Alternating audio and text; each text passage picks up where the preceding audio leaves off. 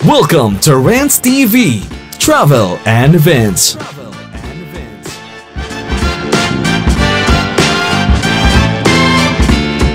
Hello guys, samahan nyo naman po ako mamasyal dito sa Pasig River Esplanade.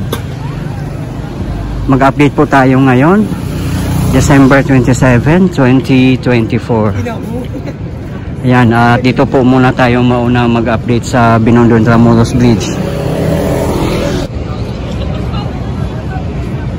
Ito po yung lagay ng Binondo Intramuros Bridge ngayon. Time check, 6:45 PM local time. Medyo madilim nga dito ngayon kasi ayan o, pundi palang ilaw dito. At bawal na nga ang mga vendors dito. Ayan po, nakikita nyo po sa tapat natin may police outpost, naka blue tent. Ayan. So pwede pa namang magtambay dito at may mga nakapark din na mga motor. Pero mga vendors wala. Pinagbawal na talaga sila. Pero hindi ko lang po alam ha, baka ngayon lang yung holiday season na pinagbawal yung mga vendors dito. Abangan na lang po natin sa mga susunod na mga araw.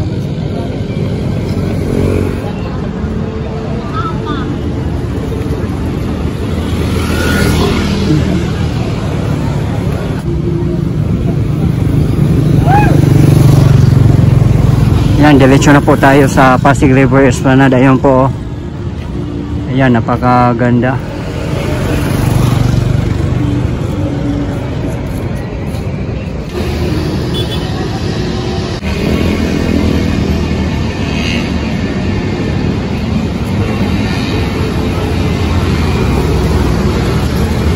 Ayan po, ang dami na pong mga tao ngayon, no?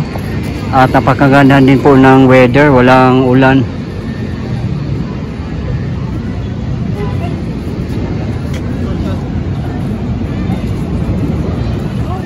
Ayan. Ayun na po ang grand stairs ng Pasig River Esplanade.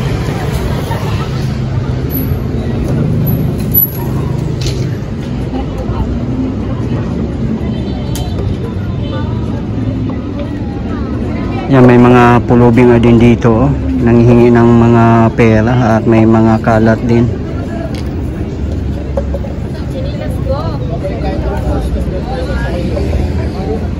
Ayan po, papuntang viewing deck. Dito po kayo dumaan sa grand stairs. At meron naman po dito sa baba, papuntang al fresco dining. Dito po. Ayan, daming tao.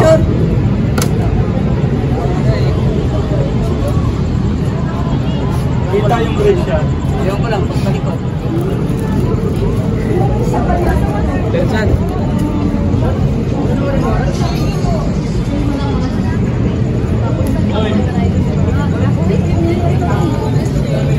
Wala na yatang mga kainan dito sa labas ngayon, no? Yung mga tables and chairs dito sa labas, wala ng al fresco dining.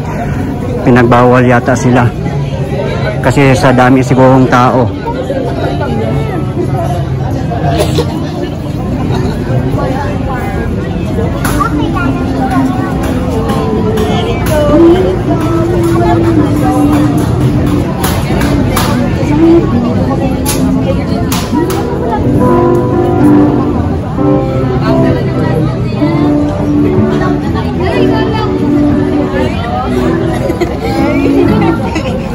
Yan, grabe, ang daming tao dito guys. Sobrang daming namasyal kasi kakabukas lang close kahapon. Kaya ngayon na sila pumunta, siguro bumalik sila.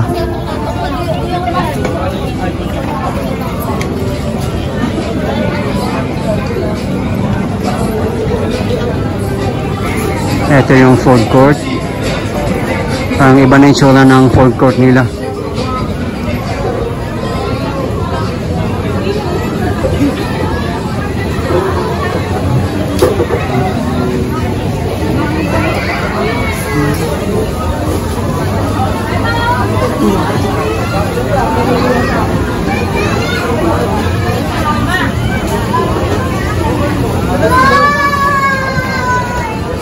Yan, tingnan nyo naman guys, sa sobrang daming tao. Ayan.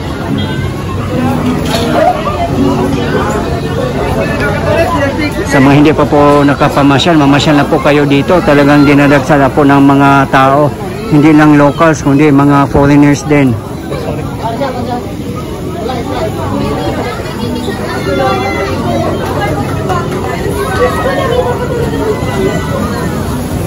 Yan, dito na tayo sa grand entrance at ito sa napakagandang fountain. Ayan.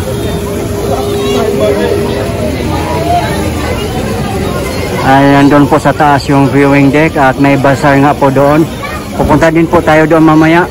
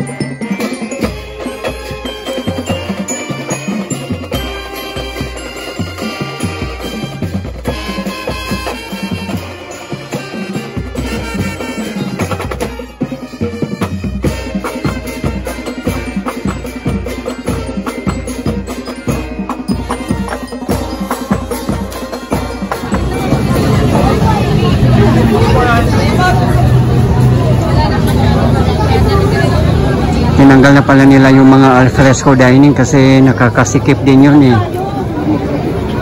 Lalong-lalo na ngayon, holiday season. Kaya tama lang din na tinanggal nila yung mga tables and chairs dito sa Riverside. Yan, nandito pa pala yung video okay, ano?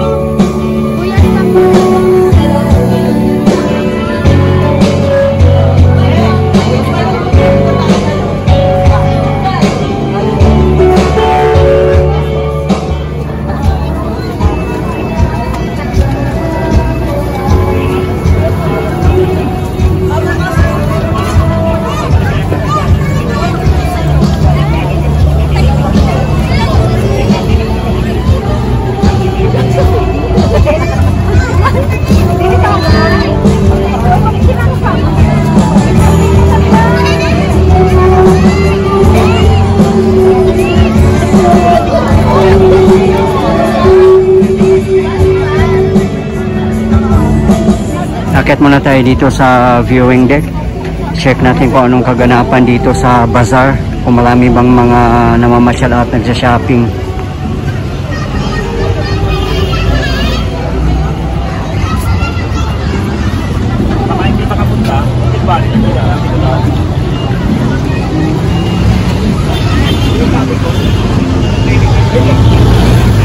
Ayan po, napakagandang Christmas tree. Ayan o, dami nga pong tao doon.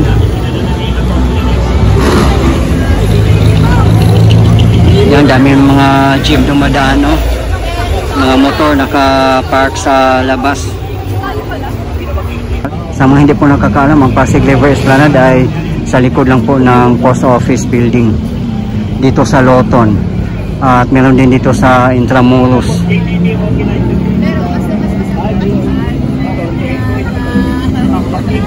Kung gusto niyo pong pumunta dito at mag-commute by LRT1, ang pinakamalapit po na station ay Central Terminal. Walking distance na lang po from Central Terminal. Diyan na po kayo duman sa Aroseros Park at Liwasang Bonifacio. Pagdating nyo po ng Liwasang Bonifacio, makikita nyo na po ang Post Office Building. Nasa likod lang po ng Post Office Building ang Pasig River Esplanade.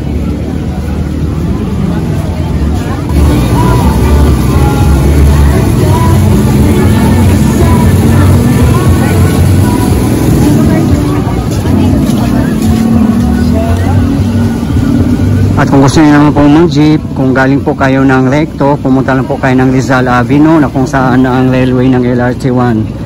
Sumakay lang po kayo ng jeep na may signboard, South Pier 15 at Intramuros. Ayan na po ang bazaar.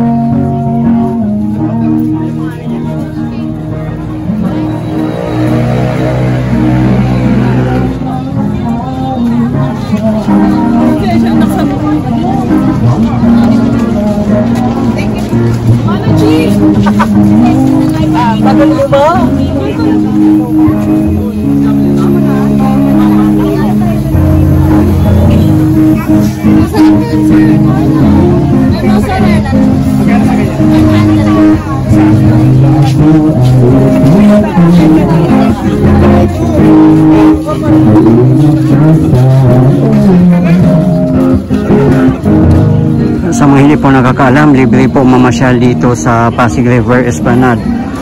Handog po ng PBBM admin para sa bayan. Sana po ma-maintain po natin ang cleanliness and orderliness dito sa Pasig River Esplanade na world-class pasyalan para sa bayan. Napakalaki ang project ng PBBM admin at ito po ay 25 kilometers kabuuan magmula po sa Manila Bay hanggang Laguna de Bay. At dito nga po ay inuna nila sa Intramuros at Loton in Manila. Sana po patuloy po tayong sumuporta sa ating government, lalong-lalo na po sa mga namumuno para patuloy po tayong uusad.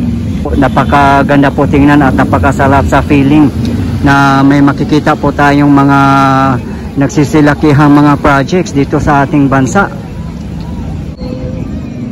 Ayan, no, marami pong mga AFAM ngayon, no. Kung galing naman po kayo ng Avenida at mag-jeep po kayo papunta dito, sumakay lang po kayo ng jeep na may signboard, South Pier 15 at Intramuros. Dito po yan mismo dadaan sa Pasig River Esplanade. Ganon din po, pag labas nyo dito, andyan na din po ang sakayan. Kaya wala pong problema kung magkukommute.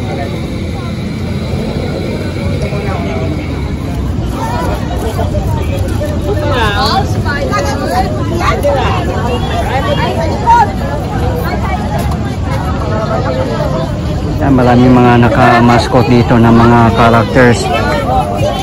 Sa mga gusto mag-selfie sa kanila, magbigay naman po tayo ng tip para suportan na rin po natin sa kanila kasi hindi po biro ang magsuot ng mga mascot, napakainit po niyan.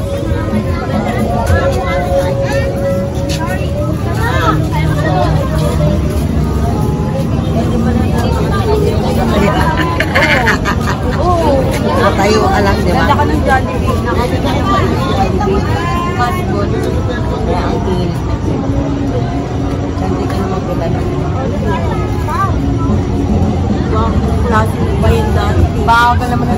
Ayan po ang Pasig River Esplanade, Phase 1C. Dito po mismo sa Intramuros. At ngayon po, pupunta naman po tayo sa Pasig River Esplanade, Phase 1A and B. Sa likod po ng Post Office Building. At ito po yung link niya dito mismo sa ilalim ng Jones Bridge. mas lalo na pong gumanda tingnan ang Jones Bridge kasi umiilaw na po yung mga LED light na pundi dati. Ayan, may pailan-ilan na lang na lamppost na pundi. At yun sa kabilang side naman po sa tapat natin ang Binondo side.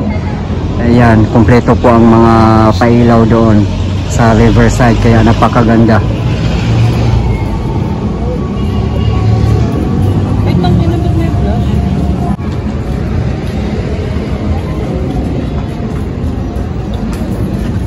Andito na po tayo sa Phase 1 A and B.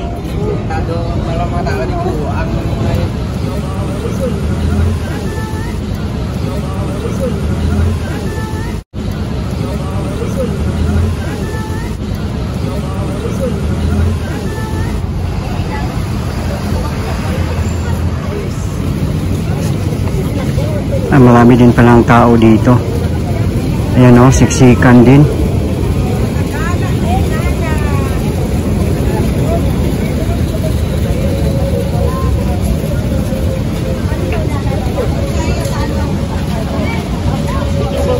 Kung bikers po kayo, welcome po kayo dito.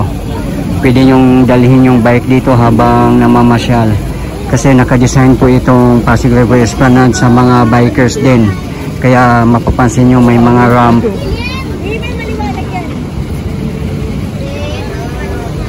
At kung matatapos ang atong kabuoang project na Pasig River Esplanade from Laguna de Bay to Manila Bay, vice versa, so pwede na po kayong magbike. Ganon siya kaganda. Dito po dumadaan yung mga jeep na may signboard, South Pier 15 at Intramuros.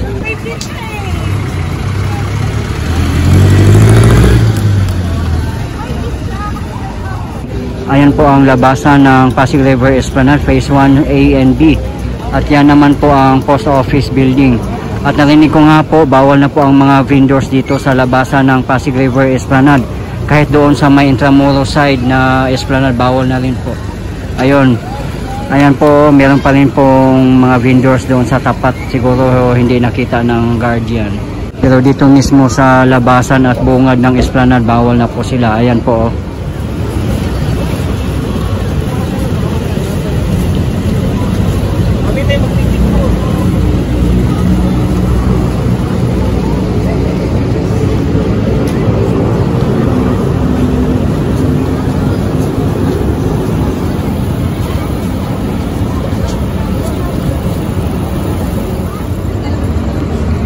Ito po yung grand entrance ng Pasig River Esplanade Phase 1 A and B.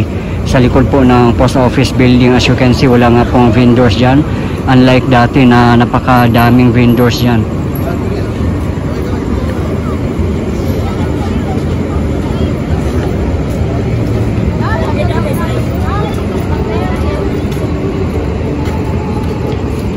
Medyo quiet dito na area. Walang nagpe-perform na live band. Purely na mamasya lang po.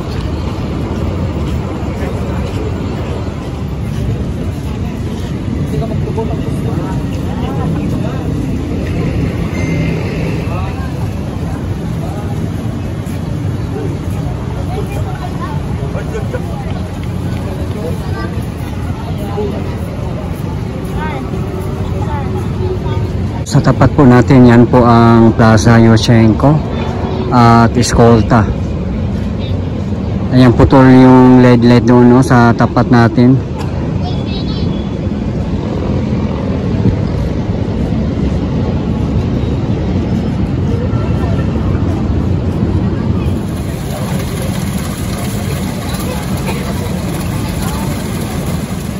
Andito na po tayo sa bandang dulo ng Esplanade.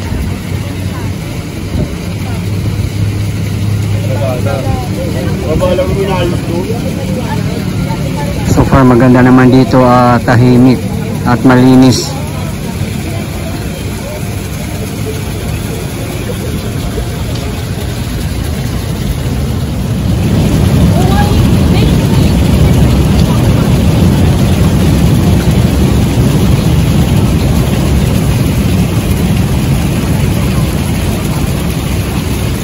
Time check, 8 PM local time.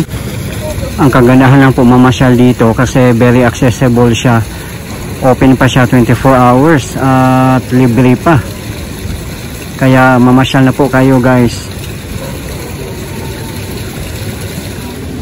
Yun lang po kagandahan mamasyal dito sa Pasig River Esplanade kasi napalibutan po siya ng mga historical sites katulad ng Intramuros, Binondo, Quiapo,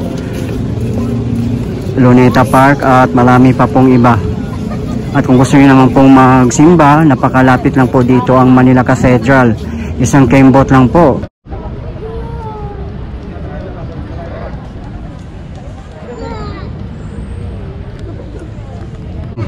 Manila Cathedral.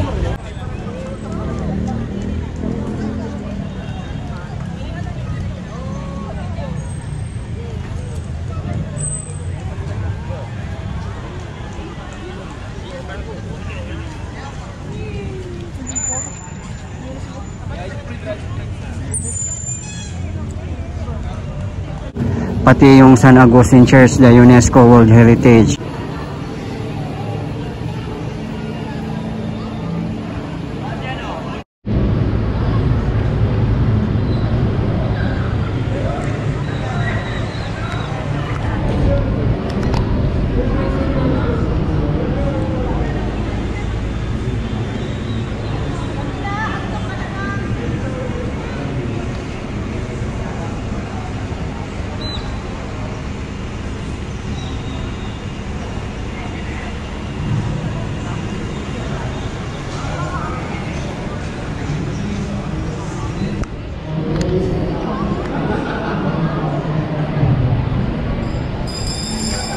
At kung mag-Quiapo Church naman po kayo, isang kembot lang po, pwede nyo pong lakarin galing dito.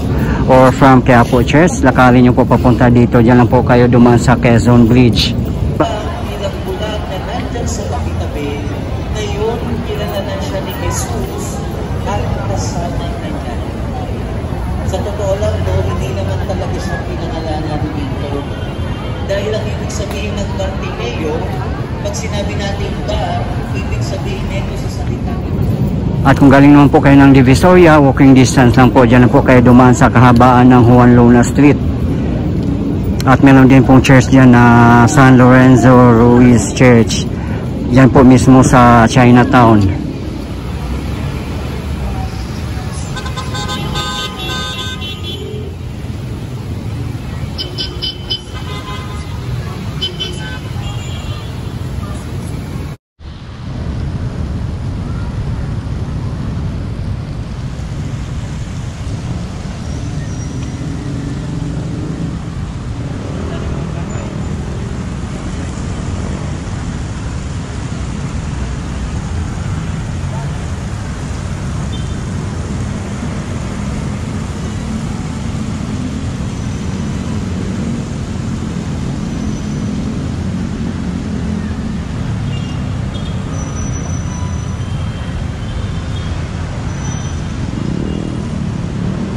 Diba guys, napakagandang mamasyal dito. Sulit na sulit po talaga, hindi nyo po pagsisisihan.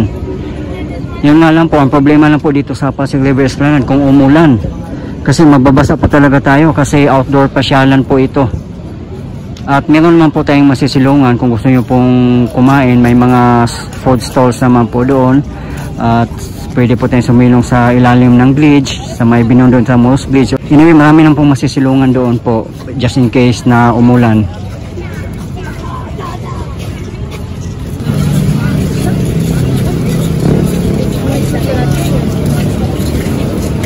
Yan, nakita nyo guys, mga AFAM na masyal dito, baka naunahan pa kayo. Diba nakaka-proud po na mga ibang lahi na mamasyal dito sa ating pasyalan.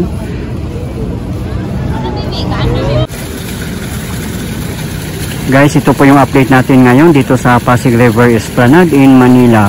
As of today, December 27, 2024.